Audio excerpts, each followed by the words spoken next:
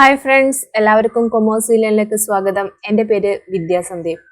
കൊമേഴ്സുമായി ബന്ധപ്പെട്ട ഒട്ടുമിക്ക സബ്ജക്റ്റുകളുടെയും ഓൺലൈൻ ക്ലാസുകൾ കൊമേഴ്സ് ഇലേൺ വഴി നിങ്ങൾക്ക് ലഭിക്കുന്നതാണ്. Higher secondary, degree, PG ക്ലാസുകളോടൊപ്പം HDC, JDC കോഴ്സുകളും ഞങ്ങൾ നൽകുന്നു. എൻ്റെ ക്ലാസ് നിങ്ങൾക്ക് യൂസ്ഫുൾ ആയി തോന്നുകയാണെങ്കിൽ please subscribe our channel. So let us start today's class. Stay tune. ഇന്നത്തെ ക്ലാസ്സിൽ നമ്മൾ ഡിസ്കസ് ചെയ്യാൻ പോകുന്നത് KCS ആക്ട് ഓഫ് 1969 സെക്ഷൻ 11 അതുപോലെ തന്നെ സെക്ഷൻ 12 കുറിച്ചാണ്. കഴിഞ്ഞ ക്ലാസ്സിൽ നമ്മൾ സെക്ഷൻ 1 to 10 ആയിരുന്നു ഡിസ്കസ് ചെയ്യുന്നത്. ഇത് നമ്മൾ സെക്ഷൻ 11 എന്ന് പറഞ്ഞിട്ടുണ്ടെങ്കിൽ ചേഞ്ച് ഓഫ് ലയബിലിറ്റി ആണ്. അതുപോലെ നമുക്ക് ബൈലോ എന്താണെന്നും അതിൻ്റെ അമെൻമെൻറ്റിനെ കുറിച്ചും ഡീറ്റെയിൽ ആയിട്ട് പഠിക്കാനുണ്ട്. അപ്പോൾ സെക്ഷൻ 12 പ്രകാരമാണ് ബൈലോൻ്റെ അമെൻമെൻറ്റിനെ കുറിച്ച് ഡിസ്ക്രൈബ് ചെയ്തിരിക്കുന്നത്. അപ്പോൾ നമുക്ക് ഓരോന്നും ഡീറ്റെയിൽ ആയിട്ട് എന്താണെന്ന് നോക്കാം. ഫസ്റ്റ് നമ്മൾ പറയാൻ പോകുന്നത് സെക്ഷൻ 11 ആണ്. സെക്ഷൻ 11 പറഞ്ഞിരിക്കുന്നത് ചേഞ്ച് ഓഫ് ലയബിലിറ്റി ആണ്. അതായത് ഒരു സൊസൈറ്റീൻ്റെ ലയബിലിറ്റി ചേഞ്ച് ചെയ്യുന്നത് എങ്ങനെയൊക്കെയാണ്, അല്ലെങ്കിൽ ചേഞ്ച് ചെയ്യുമ്പോൾ ഉണ്ടാവുന്ന കണ്ടീഷൻസ് എന്തൊക്കെയെന്നാണ്. സെക്ഷൻ 11 റൂൾ 12 പ്രകാരവും ഏത് പറഞ്ഞിട്ടുണ്ട്, ചേഞ്ച് ഓഫ് ലയബിലിറ്റി പറഞ്ഞിട്ടുണ്ട്. ഞാൻ അതിൻ്റെ കണ്ടീഷൻസ് എന്താ നോക്കാം. Minimum 7 clear days notice for the meeting is to be given to all the members. നമ്മൾ എന്ത് ചെയ്യണം, എല്ലാ മെമ്പേഴ്സ്, സൊസൈറ്റിയിൽ ഉണ്ടായിരുന്ന എല്ലാ മെമ്പേഴ്സിനും നമ്മൾ എന്ത് ചെയ്യണം, ഈ ഒരു ചേഞ്ച് ഓഫ് ലയബിലിറ്റീൻ്റെ ഡിസിഷനെ കുറിച്ചുള്ള ഒരു നോട്ടീസ് 7 ദിവസത്തിന് മുൻപ് തന്നെ നമ്മൾ എന്ത് ചെയ്യണം, നൽകിയിരിക്കണം. അതായത് ഈ ചേഞ്ച് ഓഫ് ലയബിലിറ്റിക്ക് വേണ്ടിയിട്ട് നമ്മൾ എന്ത് ചെയ്യണം, സൊസൈറ്റിയിൽ ഒരു മീറ്റിംഗ് കണ്ടക്ട് ചെയ്യണം. മീറ്റിംഗ് കണ്ടക്ട് ചെയ്യുന്നതിന് മുൻപ്, അതായത് മീറ്റിങ്ങിൻ്റെ 7 ദിവസത്തിന് മുൻപ് തന്നെ ഒരു നോട്ടീസ് നമ്മൾ എന്ത് ചെയ്യുക, എല്ലാ മെമ്പേഴ്സിനും നൽകിയിരിക്കണം. ദെൻ ആ 7 ഡേയ്സ് കഴിഞ്ഞിട്ടാവണം നമ്മൾ എന്ത് ചെയ്യേണ്ടത്, മീറ്റിംഗ് കണ്ടക്ട് ചെയ്യേണ്ടത്. മീറ്റിങ്ങിൻ്റെ മെയിൻ അജണ്ട എന്ന് പറഞ്ഞിട്ട് എന്തായിരിക്കണം, ഈ ചേഞ്ച് ഓഫ് ലയബിലിറ്റിയെ കുറിച്ച് നമ്മൾ എന്ത് ചെയ്യണം, മെമ്പേഴ്സിനോട് പറയാൻ വേണ്ടിയിട്ടായിരിക്കും. The amendment has to be passed by at least 2/3 members present and voting at a general body meeting.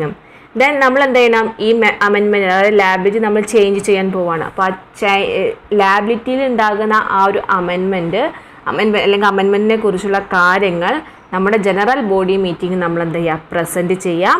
Then ആ ഒരു ജനറൽ ബോഡി മീറ്റിംഗ് പറഞ്ഞിട്ടുണ്ടെങ്കിൽ 2/3 മെമ്പേഴ്സ് പ്രസൻ്റ് ആയിരിക്കണം. അതുപോലെ തന്നെ വോട്ടിംഗ് കണ്ടക്ട് ചെയ്യും. അതിൽ 2/3 മെമ്പേഴ്സും എന്ത് ചെയ്യണം, വോട്ടിംഗ് ചെയ്താൽ മാത്രമേ നമുക്ക് എന്ത് ചെയ്യാൻ സാധിക്കുള്ളൂ, ഈ ഒരു ലയബിലിറ്റി ചേഞ്ച് ചെയ്യാൻ സാധിക്കുള്ളൂ. 2/3 എന്ന് പറഞ്ഞെങ്കിൽ മെജോറിറ്റി മെമ്പേഴ്സും, മെജോറിറ്റി മെമ്പേഴ്സും എന്ത് ചെയ്യണം, മീറ്റിങ്ങിൽ പ്രസൻ്റ് ആയിരിക്കണം. അതുപോലെ വോട്ട് നൽകിയിരിക്കണം.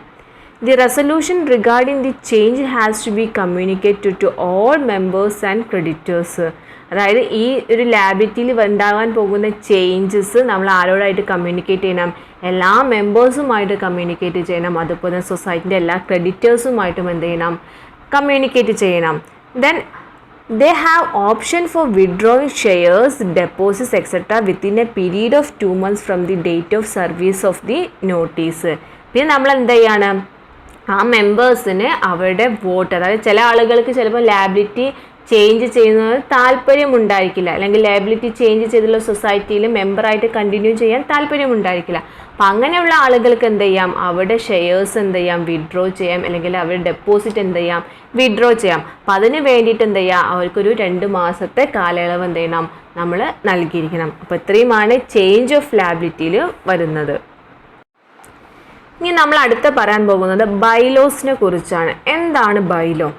നമുക്കറിയാം, ഒരു കോപ്പറേറ്റീവ് സൊസൈറ്റിൻ്റെ ഏറ്റവും പ്രധാനപ്പെട്ട ഒരു ഡോക്യുമെൻ്റാണ് സർട്ടിഫിക്കറ്റ് ഓഫ് രജിസ്ട്രേഷൻ എന്ന് പറയുന്നത്. അതേപോലെ തന്നെ വളരെ ഇമ്പോർട്ടൻ്റ് ആയിട്ടുള്ള മറ്റൊരു ഡോക്യുമെൻ്റാണ് ഇതെന്ന് പറയുന്നത് ബൈലോസ് എന്ന് പറയുന്നത്. അപ്പോൾ ബൈലോസ് എന്ന് പറഞ്ഞിട്ടുണ്ടെങ്കിൽ ഒരു സൊസൈറ്റിൻ്റെ റൂൾസും റെഗുലേഷൻസും അതുപോലെ സൊസൈറ്റി എങ്ങനെ കണ്ടക്ട് ചെയ്യണം എന്നതിനുള്ള ഒരു ഗൈഡൻസും പ്രൊവൈഡ് ചെയ്യുന്ന ഒരു റിട്ടൺ ഡോക്യുമെൻ്റാണ് ഇതെന്ന് പറയുന്നത് ഈ ബൈലോസ് എന്ന് പറഞ്ഞത്. Bylaws means a set of rules governing the relationship between the society and its members. അതായത് ഒരു സൊസൈറ്റിയിലുള്ള മെമ്പേഴ്സും അതുപോലെ തന്നെ അതിൻ്റെ സൊസൈറ്റിയുമായിട്ടുള്ള റിലേഷൻഷിപ്പും അതുപോലെ ആ സൊസൈറ്റി എങ്ങനെ റൺ ചെയ്യണം, എന്തൊക്കെ റൂൾസ് ഫോളോ ചെയ്യണം തുടങ്ങിയുള്ള കാര്യങ്ങളെക്കുറിച്ചുള്ള ഒരു റിട്ടൺ ഡോക്യുമെൻ്റാണ് എന്ന് പറയുന്നത് ഈ ബൈലോസ് എന്ന് പറയുന്നത്. It provide guidance for general administration, conduct of business etcetera. Bylaws സൊസൈറ്റിക്ക് എന്ത് നൽകുന്നുണ്ട്? അതായത് ജനറൽ ആയുള്ള ഒരു സൊസൈറ്റിയുടെ അഡ്മിനിസ്ട്രേഷൻ എങ്ങനെ ആകണം, ദെൻ എങ്ങനെ ഒരു സൊസൈറ്റിയുടെ ബിസിനസ് കണ്ടക്ട് ചെയ്യണം തുടങ്ങിയ കാര്യങ്ങളെക്കുറിച്ചുള്ള ഒരു ഗൈഡൻസ് മെമ്പേഴ്സ് നൽകുന്നത് ഏതാണ്? ഈ ബൈലോസ് ആയിരിക്കും. At the time of registration of society, the registrar shall approve and register the bylaws of the society. അതായത് ഒരു കോപ്പറേറ്റീവ് സൊസൈറ്റി രജിസ്റ്റർ ചെയ്യുന്ന സമയത്ത് തന്നെ നമുക്കറിയാം രജിസ്ട്രാർ ആണ് ഒരു കോപ്പറേറ്റീവ് സൊസൈറ്റി രജിസ്റ്റർ ചെയ്യുന്നത്. അപ്പോൾ അങ്ങനെ സൊസൈറ്റി രജിസ്റ്റർ ചെയ്യുന്നതോടൊപ്പം തന്നെ ബൈലോസും എന്ത് ചെയ്യും? രജിസ്ട്രാർ രജിസ്റ്റർ ചെയ്യണം. And issue the society a copy of the registered bylaws along with the certificate of registration. അതായത് നമുക്കറിയാം ഒരു സൊസൈറ്റി രജിസ്റ്റർ ചെയ്ത് കഴിഞ്ഞാൽ അവർക്ക് സർട്ടിഫിക്കറ്റ് ഓഫ് രജിസ്ട്രേഷൻ നൽകുമെന്ന് പറഞ്ഞു. ആ സർട്ടിഫിക്കറ്റ് ഓഫ് രജിസ്ട്രേഷൻ നൽകുന്നതോടൊപ്പം തന്നെ നമ്മുടെ രജിസ്റ്റേർഡ് ബൈലോസിന് ഒരു കോപ്പി നൽകണം. രജിസ്ട്രാർ മെമ്പേഴ്സിന് നിർബന്ധമായിട്ടും നൽകിയിരിക്കണം. ഇനി നമ്മൾ ഒരു ബൈലോസിൽ എന്തെങ്കിലും ഓൾട്രേഷൻ വരാണെങ്കിൽ any alteration or amendment in any of the provisions of the bylaws shall be carried out only with the approval of the general body and sanction of the registrar. അതായത് bylaws നമ്മൾ നേരത്തെ liability change ചെയ്യുന്ന കാര്യം പറഞ്ഞതുപോലെ തന്നെയാണ് ബൈലോസിൽ എന്തെങ്കിലും amendment വരുത്തണമെങ്കിൽ നമ്മൾ general ബോഡിയിൽ നിന്ന് നമ്മൾ എന്ത് ചെയ്യണം? അപ്രൂവൽ എടുത്തിരിക്കണം. അതുപോലെ തന്നെ രജിസ്ട്രാറിൻ്റെ അപ്രൂവലും കിട്ടിയാൽ മാത്രമേ നമുക്ക് എന്ത് ചെയ്യാൻ പറ്റുള്ളൂ? ബൈലോസിൽ അമെൻമെൻറ്റ് വരുത്താൻ സാധിക്കുള്ളൂ. Amendments of bylaws shall also be registered by the registrar.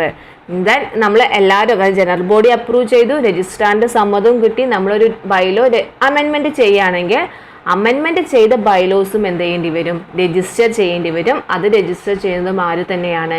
നമ്മുടെ സൊസൈറ്റിയുടെ രജിസ്ട്രാർ ആയിരിക്കും. അപ്പോൾ ഇതാണ് ബൈലോസിനെ കുറിച്ച് ജനറലായിട്ട് പറയാൻ. ബൈലോ എന്ന് പറയണമെങ്കിൽ ഒരു സൊസൈറ്റീൻ്റെ റൂൾസും അതുപോലെ ഗൈഡൻസും അഡ്മിനിസ്ട്രേഷനുമായി ബന്ധപ്പെട്ട ഗൈഡൻസും ദെൻ അതിൻ്റെ ബിസിനസ് കണ്ടക്ട് ചെയ്യേണ്ട രീതികളെക്കുറിച്ചും എല്ലാം പറഞ്ഞിരിക്കുന്ന ഒരു set of റൂൾസാണ്.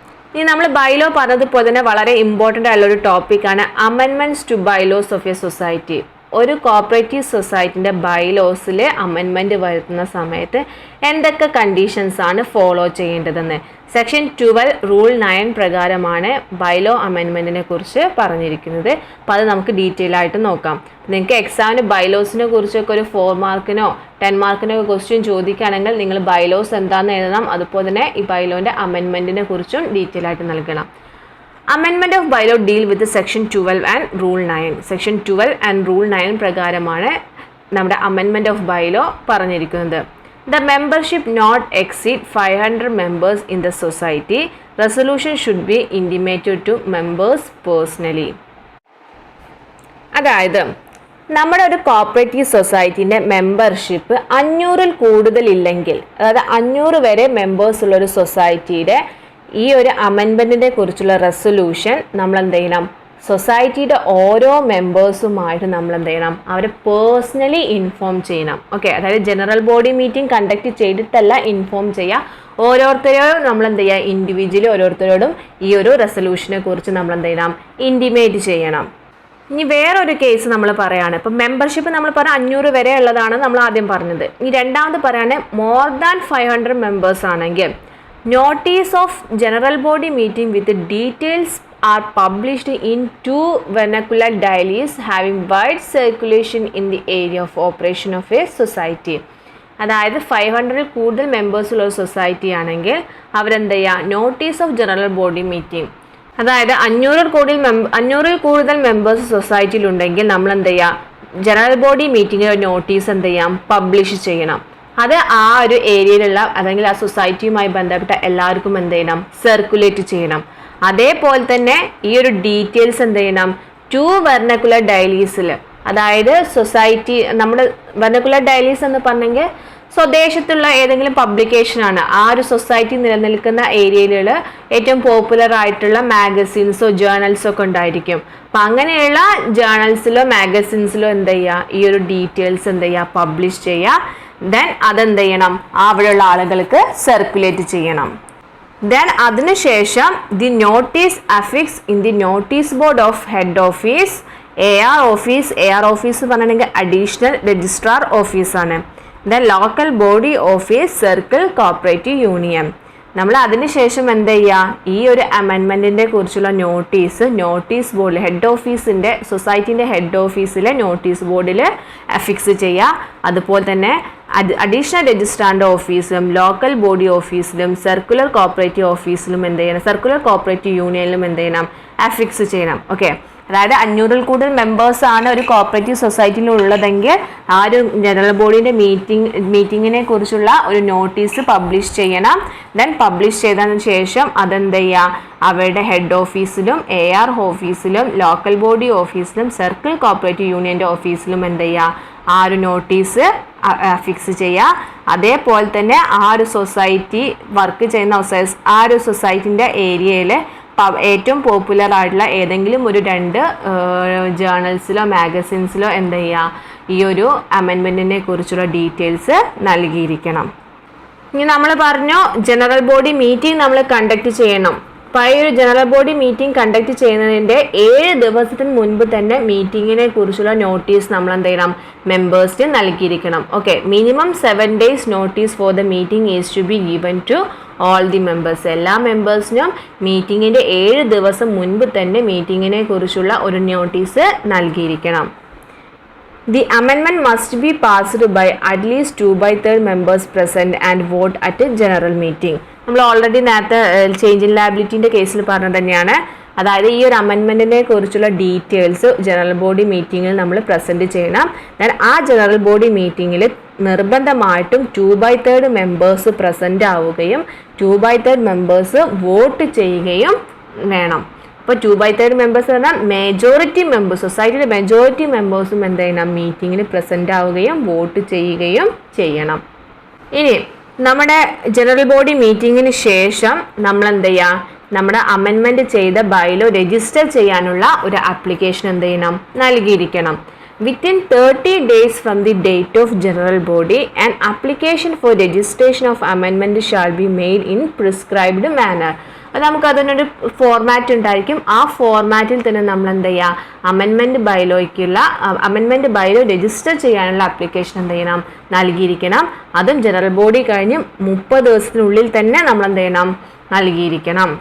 Application signed by secretary or president and 2 directors.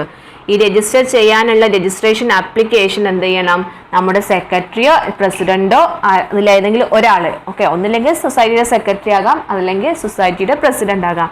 ഇവരിൽ 2 പേരിൽ ഏതെങ്കിലും ഒരാൾ എന്ത് ചെയ്യുക, സൈൻ ചെയ്യുക. ആൻഡ് 2 ഡയറക്ടേഴ്സ്, പിന്നെ അതേപോലെ തന്നെ സൊസൈറ്റിയുടെ 2 ഡയറക്ടേഴ്സും നിർബന്ധമായിട്ടും എന്ത് ചെയ്യണം, ആ ഒരു ആപ്ലിക്കേഷൻ സൈൻ ചെയ്യണം.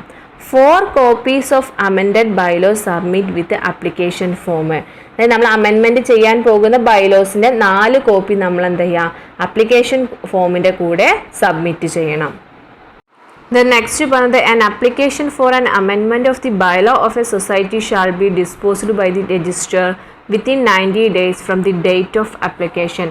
ആപ്ലിക്കേഷൻ കിട്ടി 90 ദിവസത്തിനുള്ളിൽ തന്നെ നമ്മൾ രജിസ്ട്രാർ എന്ത് ചെയ്യണം, ഈ അമെൻമെൻറ്റ് ഓഫ് ബൈലോ നടത്തിയിരിക്കണം. അല്ലെങ്കിൽ ബൈലോ അമെൻമെൻറ്റ് നൽകിയിരുന്ന ആപ്ലിക്കേഷൻ എന്ത് ചെയ്യണം, അപ്രൂവ് ചെയ്യണം. അതുപോലെ തന്നെ പുതിയ ബൈലോ എന്ത് ചെയ്യണം, രജിസ്റ്റർ ചെയ്യണം. Bylaw amendment registration deal by registrar area of operation in 1 state. അതായത് നമ്മൾ പറഞ്ഞു ഒരു സൊസൈറ്റിൻ്റെ ബൈലോ രജിസ്റ്റർ ചെയ്യുന്നതും അതുപോലെ തന്നെ അമെൻമെൻറ്റ് ബൈലോ രജിസ്റ്റർ ചെയ്യുന്നതും ആരാണെന്ന് പറഞ്ഞു, രജിസ്ട്രാർ ആണെന്ന് പറഞ്ഞു. ഇനി അതിന് തന്നെ വേറെ ഒരുപാട് കണ്ടീഷൻസ് പറയുന്നുണ്ട്. അതായത് ഒരു സൊസൈറ്റിൻ്റെ ഏരിയ ഓഫ് ഓപ്പറേഷൻ ഒരു സ്റ്റേറ്റിലാണെങ്കിൽ 1 സ്റ്റേറ്റിലാണെങ്കിൽ ആ ഒരു ബൈലോ അമെൻമെൻറ്റ് രജിസ്ട്രേഷൻ നടത്തുന്നത് ആരായിരിക്കും, രജിസ്ട്രാർ ആയിരിക്കും. ഇനി ഏരിയ ഓഫ് ഓപ്പറേഷൻ 1 ഡിസ്ട്രിക്റ്റ്, ഒരു ഡിസ്ട്രിക്റ്റിലാണെങ്കിൽ അതിൻ്റെ രജിസ്ട്രേഷൻ നടത്തുന്നത് ആരായിരിക്കും, ജോയിൻറ്റ് രജിസ്ട്രാർ ആയിരിക്കും. Okay, bylaw amendment registration deal by joint registrar if the area of operation in 1 district.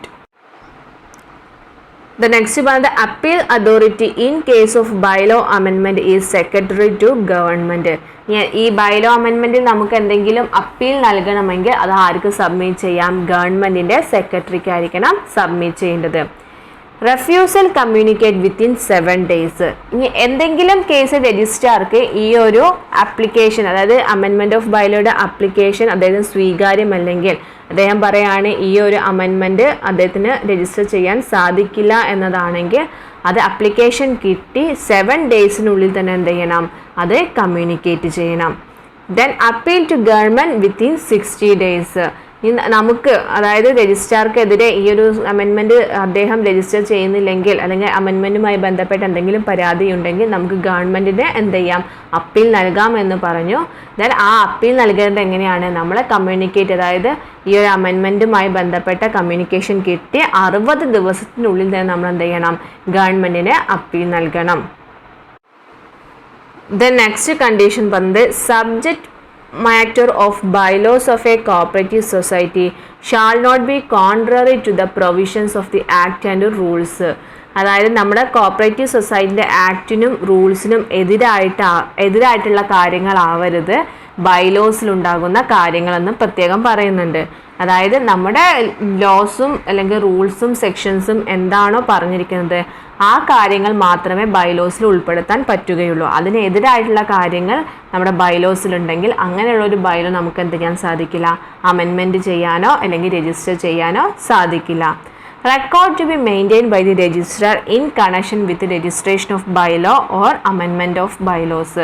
ബൈലോസും, അതായത് ബൈലോസിൻ്റെ രജിസ്ട്രേഷനും അതുപോലെ അമെൻഡഡ് ബൈലോസിൻ്റെ രജിസ്ട്രേഷനുമായി ബന്ധപ്പെട്ട എല്ലാ റെക്കോർഡുകളും ആരാണ് മെയിൻറ്റെയിൻ ചെയ്യേണ്ടത്, കോപ്പറേറ്റീവ് സൊസൈറ്റിൻ്റെ രജിസ്ട്രാർ ആയിരിക്കണം മെയിൻറ്റെയിൻ ചെയ്യേണ്ടത്. ഇന്നത്തെ എൻ്റെ ക്ലാസ് നിങ്ങൾക്ക് എല്ലാവർക്കും മനസ്സിലായെന്ന് കരുതുന്നു. നമ്മുടെ വീഡിയോ ഇഷ്ടപ്പെട്ടെങ്കിൽ വീഡിയോ ലൈക്ക് ചെയ്യുക. തുടർന്നുള്ള ക്ലാസ്സുകൾക്കായി ചാനൽ സബ്സ്ക്രൈബ് ചെയ്യുക. അതുപോലെ തന്നെ തൊട്ടടുത്തുള്ള ബെല്ലൈക്കൺ ക്ലിക്ക് ചെയ്യുക. താങ്ക്